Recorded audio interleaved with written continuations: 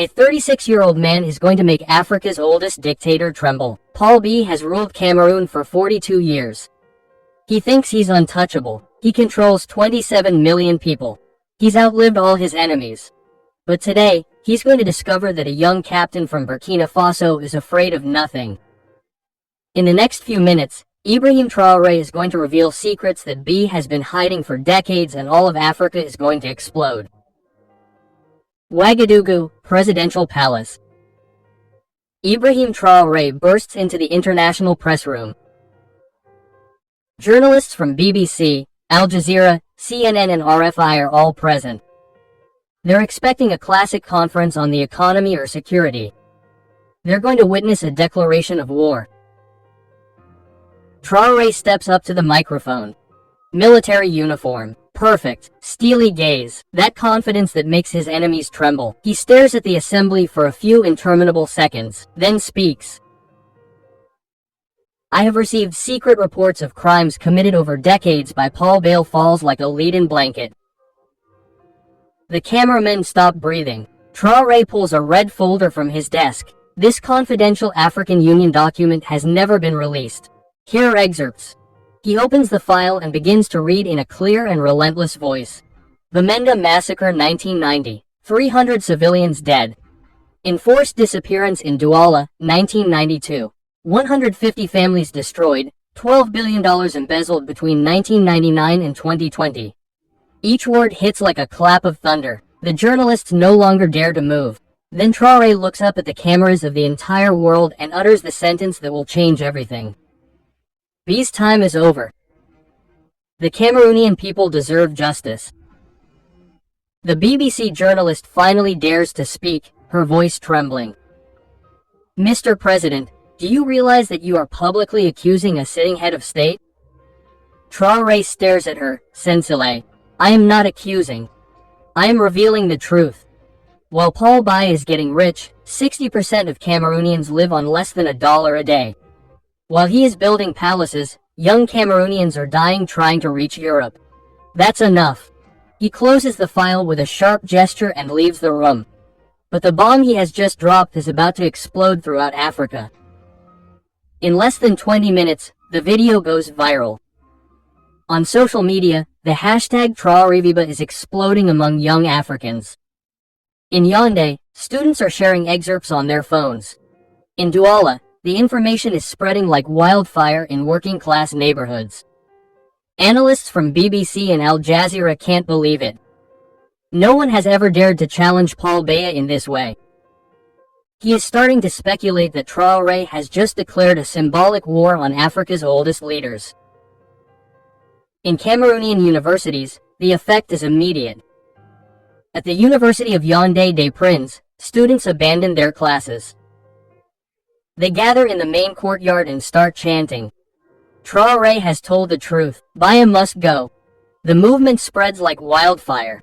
In Douala, at the central market, shopkeepers close their stalls to listen to the radio. This young man has courage, says Maman Gozi, a fabric seller for 30 years.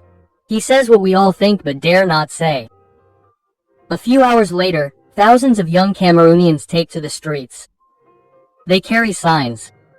Biya 42 years, that's enough, and thank you Traoré for telling the truth. The police try to disperse the demonstrators, but there are too many of them. Burkina Faso, there is total euphoria in Bobo Diosso, the country's second largest city. Famous residents take to the streets. Our president dared to say what no one else says, shouts a young mechanic.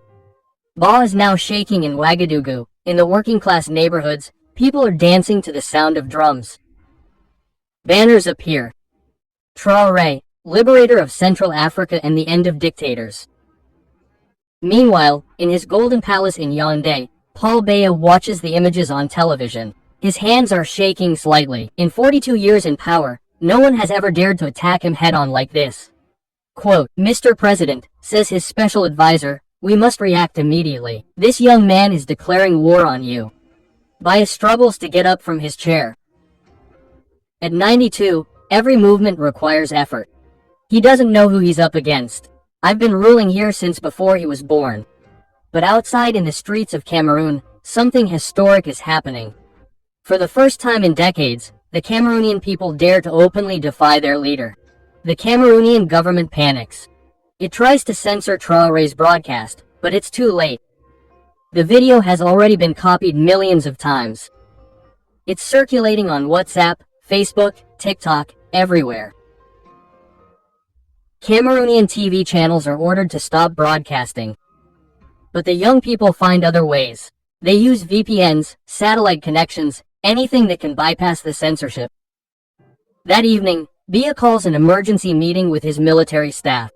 In the palace war room, the atmosphere is tense. This Traoré has just humiliated us in front of the entire world, rages General Kambu, the chief of staff. We must show that we are not being disrespected like this. But the foreign minister, worried, asks the real question. Mr. President, if Traoré's accusations are true, if the international community begins to investigate, a heavy silence falls over the room. Biya stares at the ceiling, lost in thought. For the first time in decades, he feels vulnerable. At midnight, Africa does not sleep. In every capital, from Lagos to Abidjan, from Kinshasa to Nairobi, people are talking about the same thing. On the day that Africa's youngest president defied its longest-serving dictator, Africa wakes up divided. On one side, supporters of change applaud Traoré. On the other, defenders of the status quo cry foul. But Paul Biya is not going to let himself be humiliated without reacting. In his presidential bunker in Yaoundé, Biya has spent a sleepless night. His advisors have been parading since dawn with alarming reports. The demonstrations are multiplying throughout Cameroon. Social media is out of control, and now even some neighboring countries are starting to take a stand. At 12 a.m., Biya makes his first public appearance since the accusations. In the press room of the palace, he seems fresher than ever. His 92 years weigh heavily this morning. Burkina Faso, he begins in a tremulous voice, is interfering in Cameroon's internal affairs. This is unacceptable. The journalists present note that his voice lacks its usual strength. Biya, usually so imposing, seems to be shrinking. Mr. Traoré, he continues, staring at the cameras, you are playing with fire. Cameroon will not tolerate his false attacks, but his spokesman goes further. We are threatening to sever all diplomatic relations with Burkina Faso if his provocations continue. Quote, the opposite effect is happening. Instead of impressing, Biya's reaction seems desperate. On African social media, comments are flying. Biya is afraid. He is trembling in front of Traoré. 42 years in power, and he threatens a neighboring country. A few hours later, from Ouagadougou, Ibrahim Traoré organizes a new speech. This time, he chooses to speak directly to the African people without going through traditional media. He launches a live video on Facebook. My brothers and sisters in Africa, he says into the camera, I am accused of interfering in Cameroon's affairs. But since when is telling the truth interference? Quote. His voice is calm but determined. Behind him, the Burkina Faso flag flutters in the wind. If protecting dictators is neutrality, then I prefer to be accused of interference. The Cameroonian people have suffered for too long.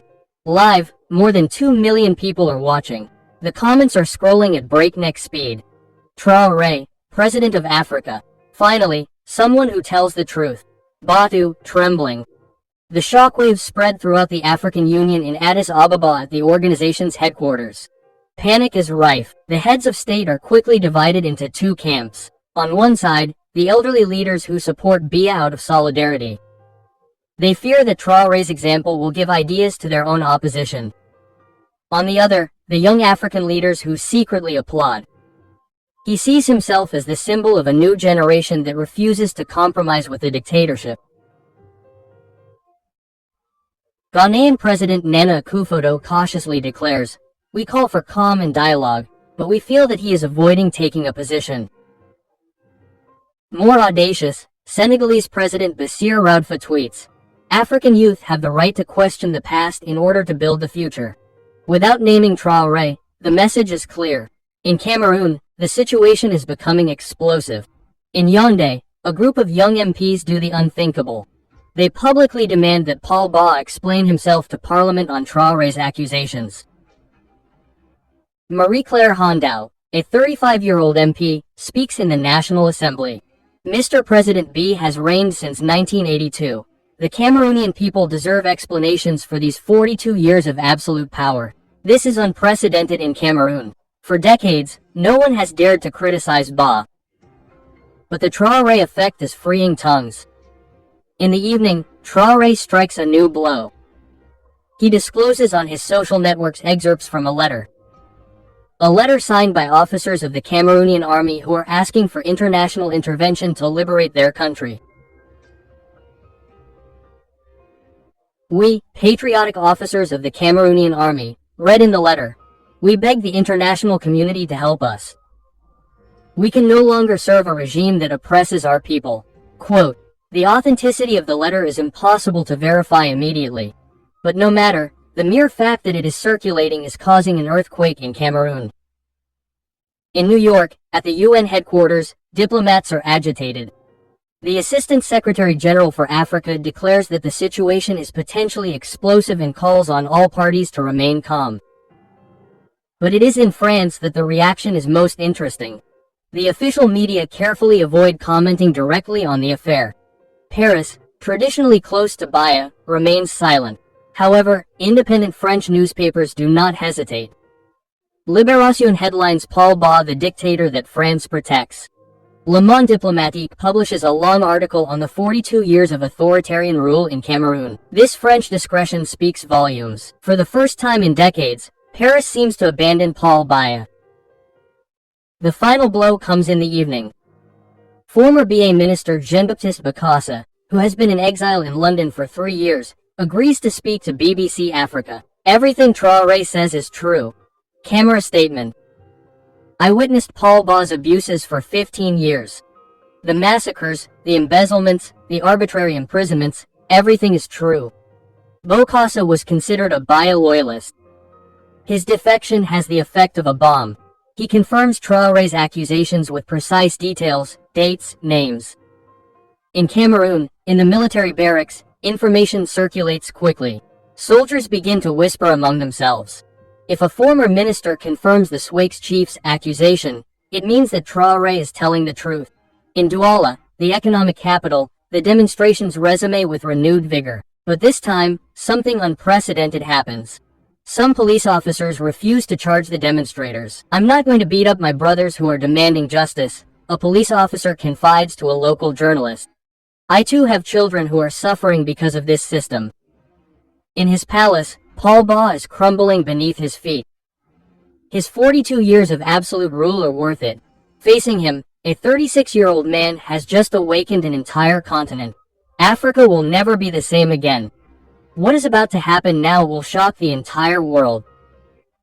A document that Paul Biya thought he had buried forever will resurface, and this time there will be no way to deny it. 3 days after Traoré's first accusations, a French investigative journalist, Pierre Mbemba, receives an anonymous call. Meet at the Café de la Paix in Paris at 2 p.m. I have something that will bring down Biya. The man waiting for him is a former colonel in the Cameroonian army, François Ateba. He fled Cameroon in 2018 after refusing to participate in massacres. Since then, he has been living in hiding in France. I have waited years for the right moment, Aba confides to journalists. With what Traoré is doing, it is now or never. He takes a USB key out of his jacket. Inside, there is a video from 1992. Paul Biya personally orders the violent repression of demonstrators in Douala. We see everything. The direct orders, the threats, his voice saying, kill them, all of them if necessary. The journalist can't believe his eyes. This video, if it is authentic, could bring down B. The next morning, the video explodes on the internet. We see a 59-year-old Paul Biya, still vigorous, giving terrifying orders to his generals. His voice rings out clearly. His demonstrators are terrorists. Liquidate them without mercy. The effect is devastating. In a few hours, the video goes around the world. CNN, BBC, Al Jazeera, all the international media broadcast it. From Ouagadougou, Ibrahim Traoré reacts immediately. He organizes a new press conference, this time in front of an even larger audience of international journalists. Quote, "This is proof of what I said," Traoré said, showing the video on a giant screen. "What you have just seen is just one of the 40 years of abuses that Paul Biya concealed." He paused, letting the impact of his words sink in. This video dates from 1992. Imagine what he did during the other 33 years. Imagine how many families have cried silently. In the room, the journalists were stunned.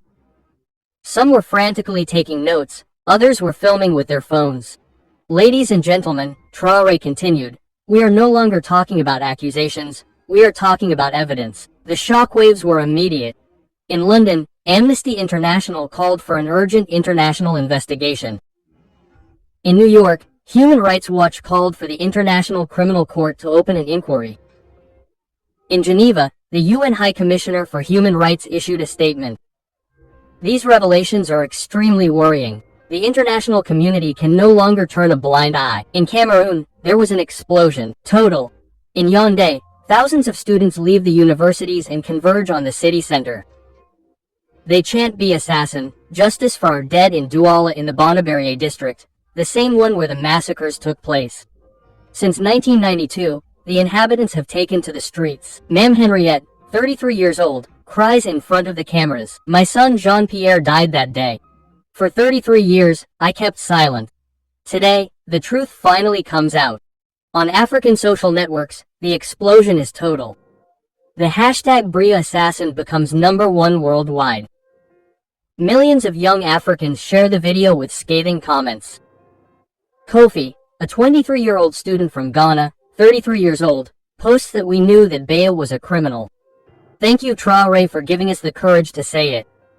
Fatima, a Senegalese journalist, writes, "This video gives me goosebumps. How many African dictators have blood on their hands, but it is in Cameroon that the impact is greatest." In the working-class neighborhoods of Yaoundé, people gather around their phones to watch the video. Many weep as they recognize Biya's voice ordering the massacres. "It is indeed his voice," confirms Papa Simon, a 72-year-old former civil servant. Quote, "I worked at the palace in the 90s. I recognize his voice perfectly. He can't deny it anymore." Young Cameroonians are launching a spontaneous movement. "We are one people. The idea is simple. Cameroonians and Burkinabe are one in the face of dictatorship."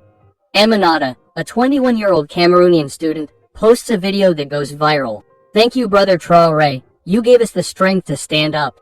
Bye, your time is up." In Burkina Faso, there is total euphoria. In Bobo Dioulasso, the inhabitants celebrate as if their national team had won the African Cup. "Our president has liberated an entire continent," cries Mamadou, a 34-year-old mechanic. Meanwhile, in his palace in Yaoundé, Paul Biya is living his worst nightmare. His advisors are at a loss for what to do. How can they deny a video in which he can clearly be heard giving death orders? His communications director Andre Mamafua desperately suggests that we could say that it is a deep fake, a doctored video. But the Minister of Justice shakes his head. "Mr. President, this video has been authenticated by 3 independent European laboratories. It is impossible to dispute it." In the afternoon, Biya must face the press. He appears on Cameroonian television, visibly nervous. For the first time in 42 years in power, Paul Biya seems vulnerable. This video, Bagel, has been taken out of context. In 1992, the country was facing an attempted destabilization, but his explanations ring hollow. His voice trembles, his hands too. The man who terrorized Cameroon for decades can no longer convince. On the internet, Biya's performance goes viral for the wrong reasons. Millions of Africans share clips with mocking comments. The day that Biya trembled in front of the African people, that very evening, a historic event occurs. Documents from the International Monetary Fund are leaked by anonymous sources. They reveal suspicious transfers of billions of dollars to private accounts linked to the Biya family in tax havens. The information has the effect of a bomb. While the Cameroonian people survive on less than $1 a day, the Biya family is enriching itself in Swiss and Luxembourg banks. In Zurich, Swiss journalists confirm the existence of these accounts. The total amount exceeds $8 billion. Enough to feed all of Cameroon for 10 years. In the Cameroonian barracks, Information circulates quickly. Soldiers begin to ask themselves questions. Why are they fighting to protect a man who is stealing from their country? At the military base in Yaoundé, an unprecedented event occurs. Soldiers leave their quarters and gather silently in front of the administrative buildings. They do not speak or shout, but their message is clear. They no longer support the regime. General Kambu, the chief of staff, tries to get them to return. Soldiers, return to your quarters immediately. But Staff Sergeant Mviondo calmly replies, General, we are soldiers of the Cameroonian people, not guards of thieves. This was unprecedented in the Cameroonian army. Military discipline cracked in the face of the evidence of Biya's crimes. That same evening, Ibrahim Traoré made a statement that would make history. I propose the creation of a Pornican Justice Commission to try all the continent's former dictators. The idea caused a sensation. For the first time, an African head of state proposed trying his fathers for crimes against humanity. In Addis Ababa, at the headquarters of the African Union, there was total panic. Several elderly heads of state who themselves had skeletons in their closets took a very dim view of this proposal. But the young leaders applauded. The president of the Democratic Republic of Congo, Felix Tshisekedi, declared, Africa needs justice to turn the page on the past. During the night, Paul Biya convened his war council for the last time, but the atmosphere had changed. His most loyal allies were beginning to distance themselves. Mr. President, said the Minister of Finance cautiously, perhaps a smooth transition should be considered. For the first time in his life, Paul Biya heard his own ministers suggesting that he leave. The 42-year reign was teetering dangerously.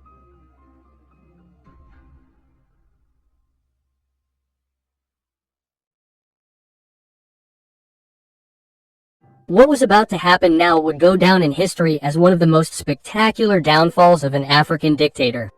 Paul Biya, who seemed eternal, would collapse in a matter of days. On the morning of September 21st, stunning news shook Cameroon. Paul Biya had disappeared. No one had seen him for 48 hours. Not his ministers, not his bodyguards, not even his family. At the presidential palace in Yaoundé, there was total panic. Employees looked at each other, not knowing what to do. The master of the house had vanished. Rumors began immediately. Some said he had fled to France, others that he was secretly hospitalized. The boldest whispered that he was dead. On Cameroonian social media, theories are multiplying. Wespa is becoming a trending topic. Quote, the dictator fled like a thief, writes one user. Be scared to death of Traoré, adds another. At noon, in front of the French embassy in Yaoundé, a large crowd gathers. The demonstrators chant, do not give asylum to the criminal. Biya must remain in Cameroon to stand trial. The French ambassador, taken by surprise, comes out to address the crowd. France has not welcomed any Cameroonian figures recently, but no one believes him. The crowd grows by the hour. Students, shopkeepers, civil servants, all united in the same cry. Justice for Biya. Meanwhile, in the Cameroonian parliament, a historic event occurs. The deputies, usually silent and obedient, meet in emergency session. Marie-Claire Ondao, the young deputy who had dared to criticize Biya, speaks. In the absence of the President of the Republic and faced with serious accusations against him, Parliament declares a temporary state of political transition. This is unprecedented in Cameroon. For 42 years, Parliament has never dared to challenge Biya, but today, everything changes. The vote is final. 147 votes for the transition, 23 against. Paul Biya has just lost his parliamentary legitimacy. Throughout the country, the announcement provokes indescribable scenes of unrest. In Douala, thousands of people dance in the streets. In Bafoussam, the inhabitants take out their traditional drums. In Garoua in the far north, even the communities traditionally loyal to Biya are celebrating. 42 years of oppression are over, shouts Mama Rose, a 54-year-old shopkeeper in Yaoundé. My children will grow up free. Ethnic groups historically persecuted by the Biya regime are erupting with joy. In the English-speaking regions where the repression has been particularly violent, people weep with joy. In Bamenda, capital of the Northwest region, Pastor John, a 61-year-old religious leader, improvises a public prayer. Lord, after so many years of suffering, you finally give us freedom. Thank you for sending us Brother Traoré. In Burkina Faso, Ibrahim Traoré follows the events from his presidential office. When he is told of the decision of the Cameroonian parliament, he remains silent for several long seconds. Then he immediately summons the media for a historic statement. Today, we have not overthrown a man. We have overthrown fear. His voice carries an unusual emotion. For decades, African people have been afraid of their leaders. Today, leaders are afraid of their people. This is true democracy. The shockwaves spread throughout Africa. In Kinshasa, students demonstrate to hold their own president to account. In Abidjan, young people hold placards. Thank you, Traoré, the inspiration for a free Africa. But the most impressive thing is happening in Cameroonian prisons. Throughout the country, political detainees imprisoned by Biya for years are being spontaneously released by their guards. At Yaoundé Central Prison, the spectacle is poignant. Men and women who had not seen the light of day for 10, 15, sometimes 20 years come out crying. Maurice Kamto, a longtime opponent imprisoned since 2018, breaks down in tears in front of the cameras. I couldn't believe it anymore. I thought I would die in prison. Thank you to the Cameroonian people. Thank you to President Traoré. The testimonies of torture they give upon their release are chilling. Electrocution, cost, deprivation of food, total isolation. For hours, Cameroonian television broadcasts these terrifying testimonies. He told us that Ba would reign until we died, says Celestin Jamin, imprisoned for 12 years. They were wrong. We are the ones who witness his fall in the evening. An unexpected event occurs.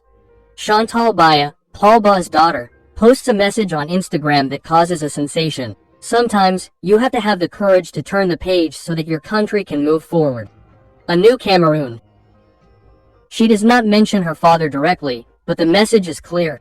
Even her own family is distancing itself. At 8 p.m., Cameroonian television broadcasts an official statement marking the end of an era. Mr. Paul Biya is stepping down from his presidential duties for health reasons. A democratic transition is going to be organized. It's over. 42 years of dictatorship ends with a 3-line statement. Throughout Cameroon, the explosion of joy is indescribable. In Yaoundé, tens of thousands of people converge on Independence Square. They dance, sing, and cry with happiness. Drums resound throughout the city. Young people climb onto the roofs to wave flags. Cameroonians. Mothers carry their babies so they can see the day of freedom. In Douala, the country's economic port, dock workers abandon their jobs to join the party. Today, we don't work, shouts Matthias, a 42-year-old dock worker. Today, we celebrate our independence. In working-class neighborhoods, grillos improvise songs about the day the tyrant fell. Children dance, chanting, Finbia, long live Traoré. In Burkina Faso, the euphoria is just as strong. In Agadougou, thousands of people gather in front of the presidential palace to thank their leaders. Our president liberated an entire continent, shouts Aminata, a 38-year-old saleswoman. Quote, Traoré is the leader of our generation. Spontaneous vigils are being organized in several African capitals during the night. In Lagos, Accra, Dakar, Nairobi, thousands of young people are gathering to celebrate the end of the era of African dictators. Ibrahim Traoré is being hailed as a continental hero. His name resonates in all African languages. In Wolof, Lingala, Hausa, Swahili, wherever Traoré, the liberator of Africa, is being sung. In African universities, students are organizing forums on the post-Biya. The idea is spreading that Africa is entering a new era, one of democracy and justice. Paul Biya has just fallen, but more than a man, it is an entire system that is collapsing. The era of untouchable African dictators is over, and it all began with the courage of a 36-year-old man who dared to tell the truth. A month after the fall of Paul, Africa is no longer the same. What began as a simple accusation has turned into a continental revolution, and Ibrahim Traoré has become its symbol. In Yaoundé, the new transitional government is taking shape. For the first time in 42 years, Cameroon is led by reformist civilians and military personnel, united in a common goal: to rebuild the country. General Ibrahim Traoré, 48, a former opponent of Biya who had fled into exile, returns to the country to lead the transition. His first decision leaves a lasting impression. We officially ask the Cameroonian people for forgiveness for the crimes committed under the former regime. This historic request for forgiveness, broadcast live on television, brings tears to the eyes of the entire country. For hours, Cameroonians call the radio stations to recount their suffering under Biya. My father was tortured in 1995, says Agnes, a 35-year-old civil servant. For 30 years, no one asked us for forgiveness. Today, I feel like my father can finally rest in peace. But the impact of Biya's fall goes far beyond Cameroon's borders. Across Africa, the domino effect is accelerating. In Senegal, inspired by Traoré's example, thousands of young people are demonstrating to demand greater transparency from their government. They chant, "If Traoré was able to bring down Biya, we can change our country." In Chad, students launch the Traoré Generation movement. Their demand is simple: no more presidents for life in Africa, in the Central African Republic. Opponents are emerging from hiding. Traoré showed us that no dictator is eternal, says Marie Goma, a human rights activist. In Addis Ababa, at the headquarters of the African Union, the shockwaves cause a historic event. Under pressure from young leaders inspired by Traoré, the organization launches the African Pact Against Lifelong Mandates. The principle is revolutionary. No African leader will be able to remain in power for more than 10 years and, above all, a Pan-African Court of Justice will be created to judge crimes against humanity. Bassirou Diomaye Faye, the young Senegalese president, is the first to sign. Traoré's Africa is the Africa of youth and justice. In Burkina Faso, Ibrahim Traoré follows these events with discreet satisfaction. In his presidential office, the walls are covered with photos of the demonstrations of support from across the continent. "I never imagined that my denunciation would have such an impact," he confided to his special advisor. Sometimes, all it takes is a spark to start a fire. But Traoré's legacy is also evident in education. In Cameroonian schools, new history textbooks include a chapter entitled, "How the Youth Liberated the Fatherland." Cameroonian children now learn this sentence by heart. On September 15, 2025, President Ibrahim Traoré had the courage to tell the truth, and the truth liberated our country. In Douala, at the Bonneberry Primary School, teacher Jean Mbala tells the story to her 8-year-old students. "My children, remember this. When you tell the truth, even against the most powerful, you can change the world." Young Cameroonians listen, fascinated. For them, Traoré is no longer a foreign president, but a hero of their childhood. Meanwhile, Paul Biya is living his last days of freedom. Taking refuge in a private clinic in Geneva, under international surveillance, he awaits his trial before the International Criminal Court. The Swiss media report that he spends his days watching African news. He sees his former kingdom celebrating its fall. He sees his people dancing for joy. And according to his doctors, he can no longer stand the images. "He has aged a lot in just a few weeks," a nurse confided anonymously. He keeps repeating, "How could a 36-year-old kid destroy me?" In Cameroon, transitional justice is being set up.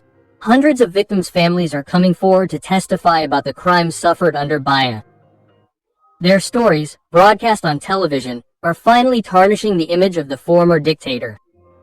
But the most powerful symbol of this African revolution is on the walls. In all the continent's capitals, painters are creating murals depicting Ibrahim Traoré alongside Thomas Sankara and Nelson Mandela. As a kid, the giant mural in Tafawa Balewa Square shows the three men, holding hands. Below this inscription in English, French and Hausa, "The Heroes of Free Africa." In Kinshasa, on the wall of the university, Traoré is depicted breaking chains with the words, "Youth breaks chains." From the past in Abidjan, Traoré's portrait adorns the facade of the Ministry of Youth with this sentence, "When youth rises, Africa is transformed." These murals become places of pilgrimage for young Africans. They come to take pictures, leave messages of hope, and pray for the future of the continent. In December 2025, 3 months after the fall of Biya, an extraordinary event occurs. Young Cameroonians make a documentary entitled, "The Last Dictator Has Fallen." The film, shot with mobile phones, recounts minute by minute the fall of Biya as seen by the people. It goes viral on YouTube with more than 50 million views in a week. The closing sentence of the documentary is making the rounds of Africa. Paul Biya was the last dictator of old Africa. With Traoré, a new Africa began. At the end of the year, Ibrahim Traoré agreed to an exclusive interview with BBC Afrique. When asked how he felt about having changed Africa, his response was humble. "I didn't change Africa. I just said out loud what young Africans were thinking to themselves. This victory is not mine. It belongs to an entire generation that refused to remain silent." He paused and added, "By a thought that fear would protect him forever." He had forgotten that African youth are fearless. Today, when you travel around Africa, you hear the same phrase everywhere. Since Traoré, anything is possible. Young Africans no longer bow their heads to authority. They question, they demand, they dream. At 36, Ibrahim Traoré has become the voice of a continent. Without firing a single shot or shedding a drop of blood, he overthrew one of Africa's most powerful dictators. The African continent is experiencing its new political spring, and it all started with a man who had the courage to say, "Biya's time is over." History will remember that on September 15, 2025, Africa chose truth over silence, and that this truth, carried by Traoré's voice, liberated an entire continent. Paul Biya has fallen. But more than a man, it is an entire system that has collapsed. The era of untouchable African dictators is now a thing of the past. The Africa of tomorrow will be that of Traoré, the Africa of youth, truth and justice.